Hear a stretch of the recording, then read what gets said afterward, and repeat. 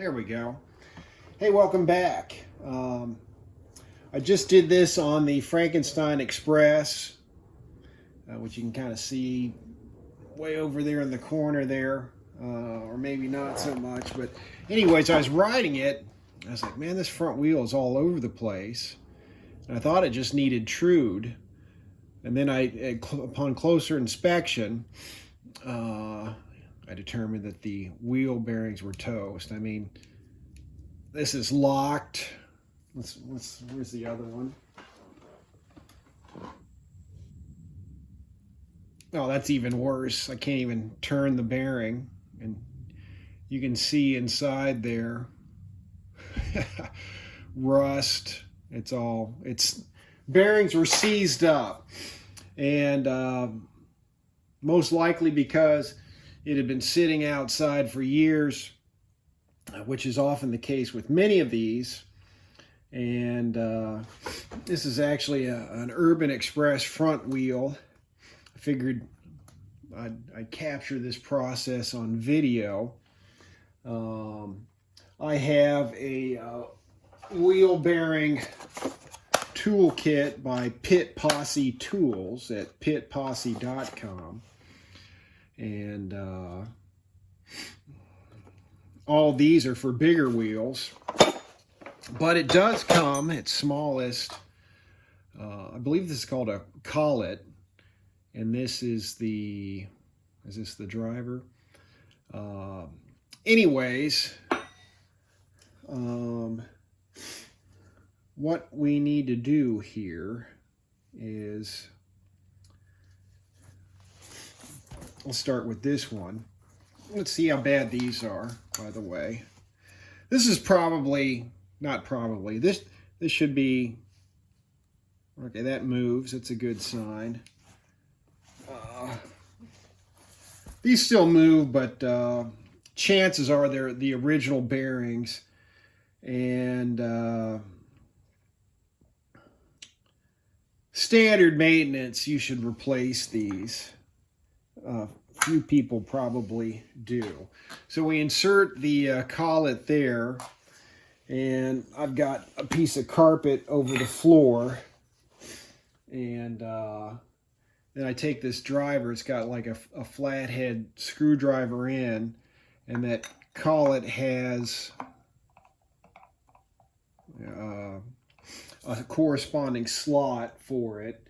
So we just stick it in there, and then if we grab a hammer, we can expand that so that, okay, that is stuck in there now. And then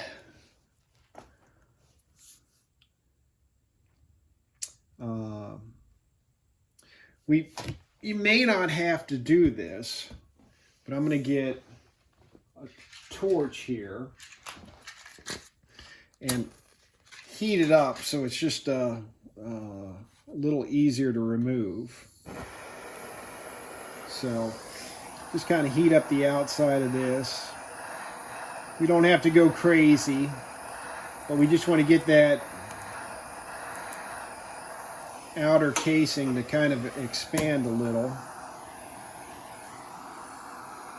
just to make life a little easier. Let me think here. And I guess did I put that in backwards? I mean, this will still work.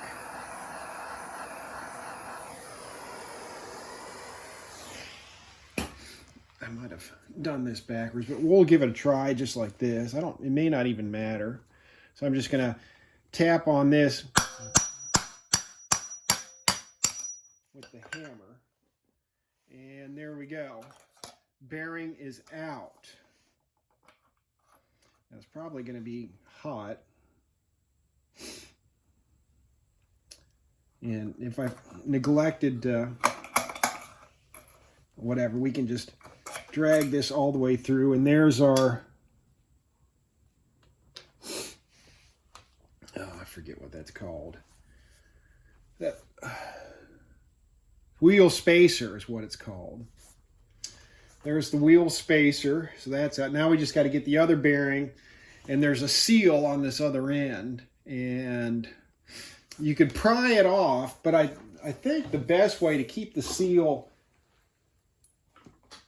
intact, I had a, what is this? Is to get a socket. What do we got here? 17 is too big.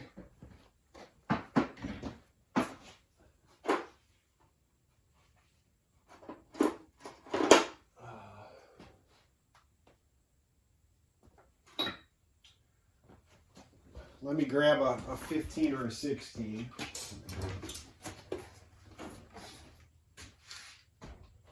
Let's try a 15. Sorry, I thought I had everything I needed here. I think a 15 will work.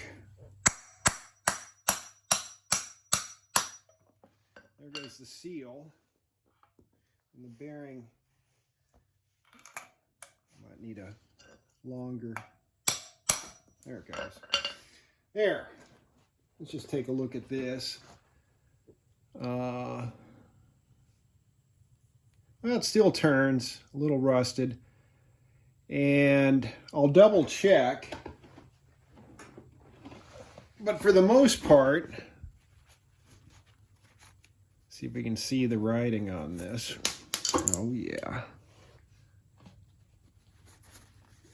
I'm pretty sure that these are all, for the most part, 6200 bearings, yeah.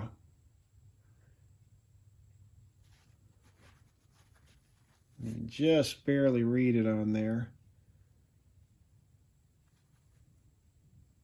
6200 DU. Is that what it says? So it's got the rubber seal on one side. So let me grab some replacements here and we'll get this thing back together again. 1 second. Okay, I've gone ahead and heated up the outer casing here. I'm going to put my bearing in, and then I've got a 21 millimeter socket, which seems to be the right size. And you can also freeze the bearing. And then I'm just going to take a hammer and drive this in until it seats.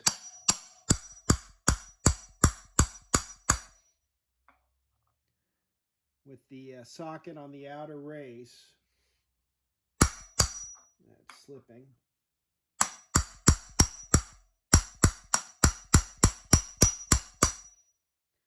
All right, now we're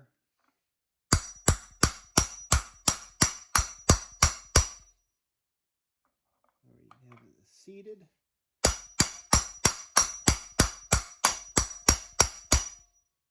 think it has. Probably a little overkill there. And then we're going to flip it over, get our wheel spacer, get a little bit of grease. I'm going to go ahead and put a little grease on this end, a little grease on the other.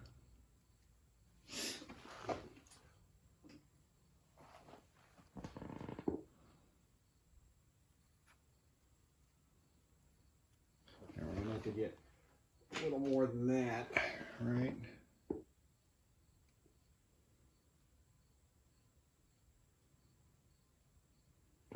All right, then put the wheel spacer down. Oh, that's still kind of warm. Then repeat the process with the other bearing.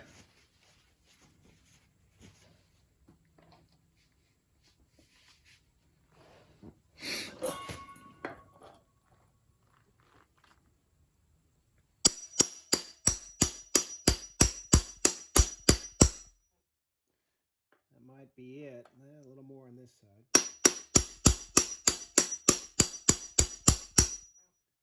I think that's it. Yep.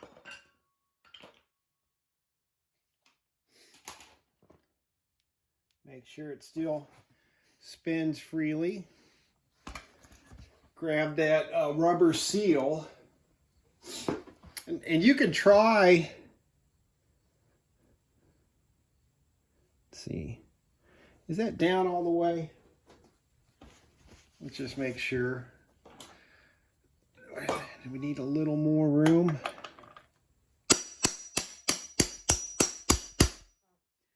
There it goes. I think that's down all the way now because that seal seemed a little proud.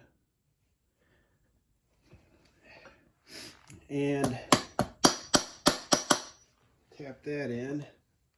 Maybe take your socket.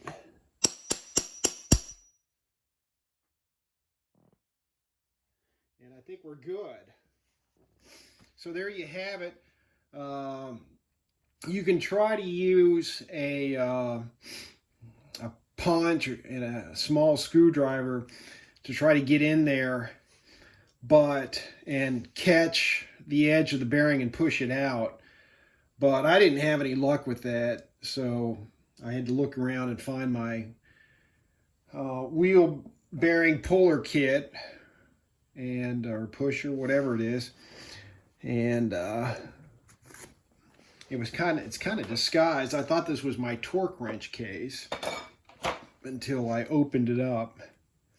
But oh yeah, there you go. New wheel bearings.